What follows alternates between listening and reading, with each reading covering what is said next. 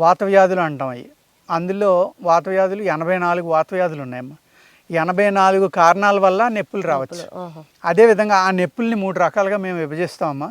1 ఎముకలు, 2 మజిలు, 3 నరాలకమ్మ. అంచేత అందరూ ఏమనుకుంటారంటే వచ్చి ఎముకల నొప్పులే అని చెప్తారు మాకు.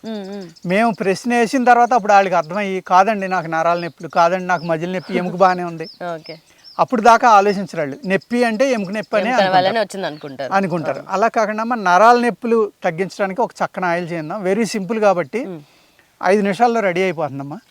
అటువంటి ఆయిల్ ఒకటి మనం చేసి చూపిందాము. ఇక్కడ ఇది గవ్వ పలుకుల సాంబ్రాణి అంటారమ్మా. ఈ స్మెల్ చూడండి, ఇది చాలా సువాసన వస్తుంది.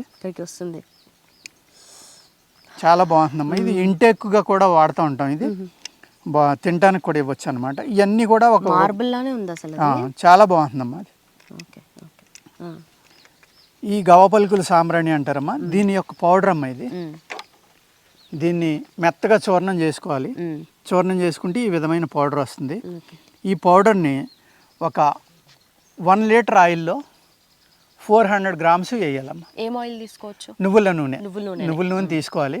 నువ్వుల నూనె తీసుకోవడానికి కారణం ఏంటంటే కొంచెం వేడమ్మా. అది వేడైనా కానీ నువ్వుల నూనెలో ఉన్న లక్షణం ఏంటంటే మన చర్మం యొక్క 7 పొరల లోపలికి బోన్ దాకా వెళ్ళే గుణం ఒక్క నువ్వుల నూనెకి.